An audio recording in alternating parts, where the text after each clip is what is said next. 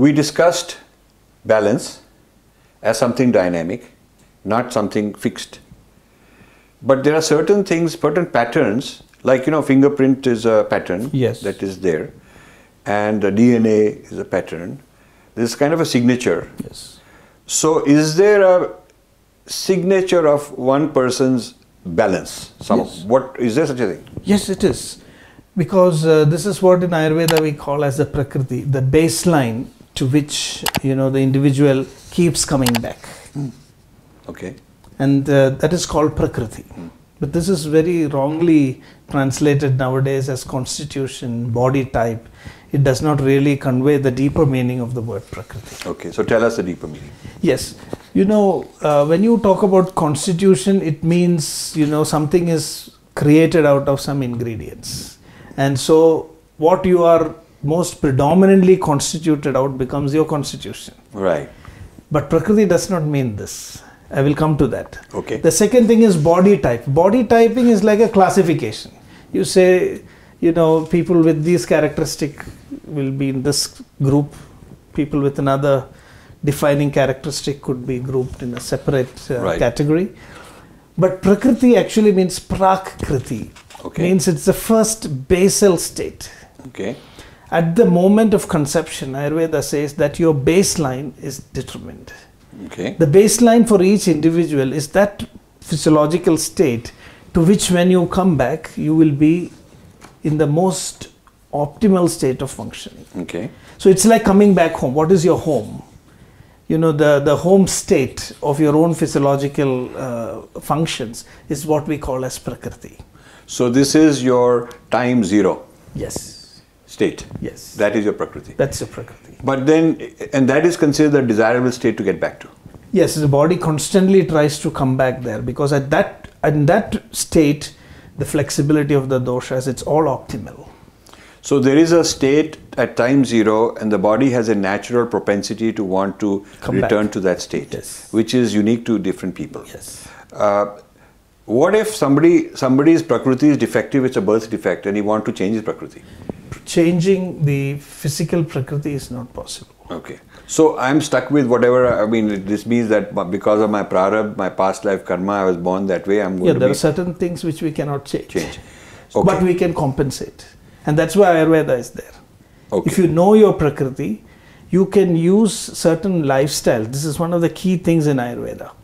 Because I'll just try to explain this a little bit more because Ayurveda says that we are both similar and different at the same time. And this is this paradox that we have to deal with in our life. Because we are all made of the same elements. So there is an absolute fundamental unity of life. Right. We are even similar with the bacteria that destroys us. Of course. With the amoeba that attacks us. Right. With all life forms. It's all the same ingredients. Right. And still nature has been able to, conjure up this kind of amazing diversity. So much so that each life form has its own signature. Even within species, each member has its own signature. And this we say is the configuration. It's the same ingredients, but they are configured differently. And these permutations and combinations make us very, very different. And to know your Prakriti means to actually discover this configuration, even while we know that the ingredients are the same. It's just the three doshas. So, can that be related to DNA? Because the idea of DNA is a modern science idea. Yes. Is that related to Prakriti? In Ayurveda, we do have some rudimentary ideas about, genetic transmission of traits. We say that the Shukra and Shonita, they are like the Bija. And the Bija contains the blueprint of the entire body. So that is why from a mango seed, only a mango tree will come. From a human seed, only a human being will come. Because the entire blueprint is there inside the seed. And then this is divided into Bija Bhaga and Bija Bhaga Avayava. So they say that there are Bija Bhagas, these are divided into portions and then portion of that portion. So each Bija represents a particular organ or structure of the body. And the parts represent parts of those organs. So there could be, you could say that they're trying kind of describing what later on got detailed as a DNA. Yes. You could say that. Because it looks very much like, the chromosomes, the genes and the DNA. So, but genetic engineering, you can scissor out one add another. Does that mean they've now figured out a way to change your Prakriti? Prakriti engineering. Yes. No. So, because if there is something, there must be a map somewhere. Yes. In the cloud. Yes. Somewhere. Maybe in the Karan Sharir or somewhere. Yes. Because this Prakriti, there is a memory somewhere. Yes.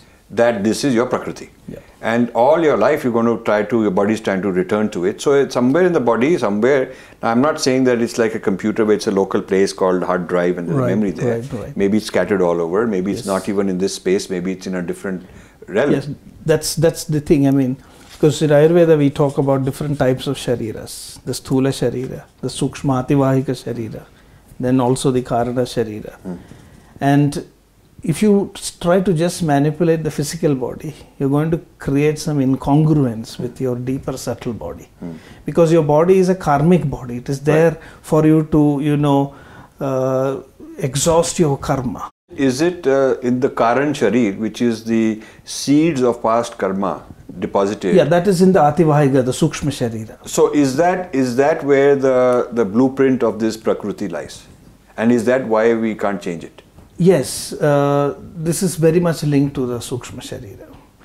You go into deep meditation, you can cleanse yourself, you could heal your mind, you have all kind of baggage, all kind of negative thoughts, you can remove them, eliminate them as you go through life. Sukshma Sharira can be evolved. Yes, in Ayurveda we say that all these things, there are exceptions when you do certain measures like Rasayana. Anyatra Rasayanad, Anyatra Yoga Siddhe. So these are exceptions. But these are, Ayurveda is advised for the common man who is not capable of, doing these kind of deeper Prakriti, engineering. You feel is an absolute for that person, for that particular life. You cannot really change it. These are tendencies which you can compensate to a great extent. But even if you change the DNA, that I think we need to do that experimentally. Because I'm very glad you're a scientist. That's a true scientist. A true scientist says everything is verifiable, subject to verification. Yes. That's right. That's a good attitude. Because there is a brand of tomato they developed. Yes. Now all these principles also apply to plants. Yes. Okay, they also have this tendency. The plant has a Prakriti, right? It wants to seek that balance. Am I right? Yes. Animal also, every life. So there's a brand of the type of tomato where they took a gene from a pig and they were experimenting with all these genes. They put one to make it more resistant, it doesn't have disease and all kind of stuff. And of course it created a big uproar that, we are eating pig. But this kind of genetic modification, genetic engineering. You cannot rule that out. So we do not know how, and we don't know what harm is being caused by them engineering your Prakriti. Yes. We need to experimentally see the results. And it could create some bizarre effect. Yes, it could. But in our tradition, I felt that we were technology savvy, we were experiment oriented, which is why we have stories about strange births, assisted births. Attempts to manipulate the womb, the fetus that is growing in the womb. We have the stories of Prahlada, we have the story of Abhimanyu. Right. So they were trying to do everything that was possible. In fact, even the whole engineering was done at a young age so that the vasanas could also be kind of modified. So the childhood period where the being was much more pliable, was considered so important to bring about these changes. So this Prakriti as the baseline, kind of mapping of some sort, a very abstract kind of a thing. It's not just physical? It is because Prakriti itself is of different types. Right. So there are some Prakritis, at least 7 types are described in Ayurveda. Some of the Prakritis tell us how we are similar to each other. Okay. And some Prakritis, Pratyatmaniyada, which is specific to one individual. So this similarity, dissimilarity is the framework. In Ayurveda we call Samanya Vishesha. So the question is how you want to navigate with your experiences. Depending on the situation, you have to work sometimes at a level of Samanya or sometimes at a level of Vishesha. Right.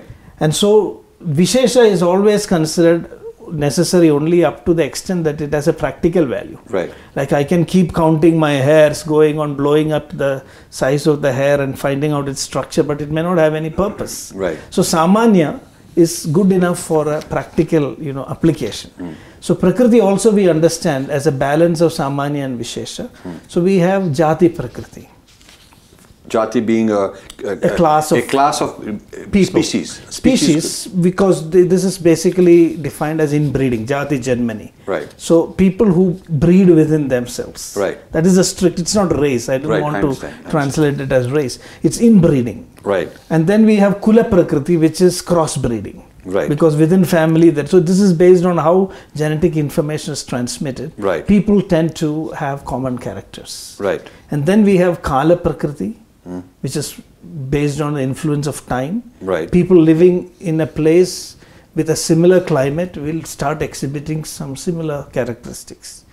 People, Desha Prakriti, people living in a particular place will begin to exhibit certain characteristics because of the impact of the environment around them. So when you are born, because of all these factors, which jati, which time, which place, all of that will also determine your Prakriti. Yes. And some of these things get modulated even by your, this is, so in Ayurveda, today they call as genetics, epigenetics.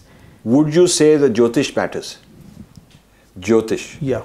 So according to Jyotish, a lot depends on exact time and place of birth. Yes. So are they saying that they are really trying to figure out your Prakriti and that is what is going to influence your whole life? Yes, they do. Jyotish experts are also able to tell the Prakriti, especially when in childhood, when the physical characteristics are not so fully developed. In Ayurveda, it's very difficult to clinically identify the Prakriti of a young child. Because you need certain expressions. It's only when they become adult that we can clinically assess their dosha prakritis. So in those days, the astrologers used to give the assessment. There's no blood test. There's no blood test. Scan. No scan. There's no Prakriti scan. No. Very fascinating. So, but today there are some studies. In fact, in one of the Nature journal scientific reports, there has been a publication. This is a study initiated by Dr. M.S. Valayathan and his colleagues, and where they found that this genome-wide correlation is there. So they might be able to find that the traditional expert predicts this or it tells us what is this guy's Prakriti. Yes. And then we do some gene analysis. Yes. Already studies have started. And then we can say that one day maybe we will be able to do a blood test and tell you your Prakriti. This is exactly where things seems to be going. The studies are still very preliminary, but the results are very encouraging. And also, I would like to point out that Prakriti does not again mean that rigid, state of total non-adaptability. What we say, Prakriti sets some limits to your adaptability. But DNA does limit. Yes. DNA is hard limit. So this guy is a DNA, and although this is where epigenetics allows you to switch on and switch off genes. That's what Ayurveda talks about. So there is a lot of possibility. So what Ayurveda says, although we cannot fundamentally change this Prakriti, so they talk about two types of individuals, Shikshita and Ashikshita. Ashikshita is you are with your Prakriti crude, not compensated at all. But a Shikshita person, one who is, trained and we have compensated for this Prakriti by suitable lifestyle, diet and all that. He fares much better than a person who is Ashikshita. So that is the whole goal of Ayurveda, to tell you how to deal with your Prakriti. In summary, what makes a unique person? What makes a person unique? Yes, it is, as I was telling, we are all made of the same ingredients, but it's the way they are configured, at a fine level. That is what makes us unique. And in Ayurveda, it's very important that we understand our Prakriti, because that tells us why we are who we are. Because in Ayurveda also, or the whole of Indian spirituality tells that we are one. But that's not an experience. Our basic experience is that we have the distinct feeling that we are different, but we don't understand it. And Ayurveda tells you this, so the concept of Prakriti is not just for treatment. It is actually to make you whole, complete, and make your self-understanding. Self-understanding. Because once you understand why you are different from others, then you know your role. Because the difference is... That's a very, very powerful idea. Yeah. This is the fundamental thing in Ayurveda. Right, very So what Ayurveda tells you is nobody has to tell you that you are different, that you feel you are different from the whole universe. That's very clear. But once you understand Prakriti, you know why you are different. And how you can express your full potential, so that, and let go of this idea of difference, so that you discover a more fundamental unity. Without understanding why you are unique and different, you can never understand or appreciate or experience the fundamental unity of the universe. So what would be, how do we apply the idea of Prakriti to the mind? So the mental Prakriti is made of the three gunas, Sattva, Rajas, Tamas. And the physical Prakriti is created by the three doshas, and each modulates the other. Okay. So what I have understood also, body affects the mind, mind affects the body. But they both have slightly different, their Prakritis are constituted differently. I'll just give an example, like a Vata person, Vata being very active, and this person's mind will be hyperactive. He will have typically what you say as thought diarrhea. More thoughts than he can express. Attention deficit. Attention deficit. So he want quick, he'll watch your video for 4 seconds. Yes. Or he'll and go to the next one. Yeah. But he'll go on Twitter and not go read a book. Yes. He'll say, tell me in 100 characters. Yes. That's true. And also, he's a very anxious person. Yes. There's a lot of anxiety in a Vata constitution. So the first response to any situation would be through anxiety. But the Vata modulates the mind in a certain particular way, but the mind itself of that person could be sattvic, rajasic or tamasic. If he's a sattvic person, then the whole expression completely changes. Even if the first response could be anxiety, the person is able to, because the mental constitution is how you express yourself consciously. The physical constitution is what happens unconsciously. The physical response, the mind responds first from the basis of your physical constitution. That will be a reflex reaction. So if you say there is fire, the Vata person will just jump out immediately without thinking. A Pitta person will try to look for the extinguisher because he likes to confront the situation. The Kapha person will ask, is there really fire? Because he is kind of laid back. He'll say, no problem. Yeah, no Don't sensationize. Don't spread a rumor. Yes. Yeah, I'm okay. Yes. But depending on so this is the first response. Right. But a Sattvic Vata person will be immediately able to overcome his anxiety because of his conscious effort from the mind. But a Rajasic Vata would just, over-express that anxiety.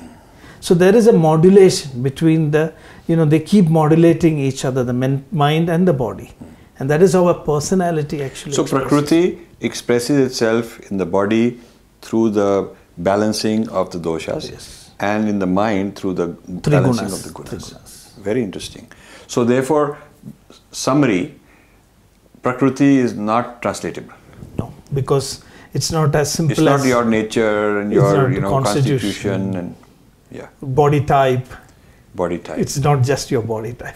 Right. Because those terms don't really have this depth of, this philosophical depth. Yes. Because the formula that Ayurveda says is manage your body and transform your mind. Anybody on earth can move from a tamasic state to a sattvic state with effort. And that will have a positive impact. So once you are in a sattvic state, your physical Prakriti becomes manageable. So this is the formula that Ayurveda gives. Don't try to change your physical Prakriti, work on your mental Prakriti.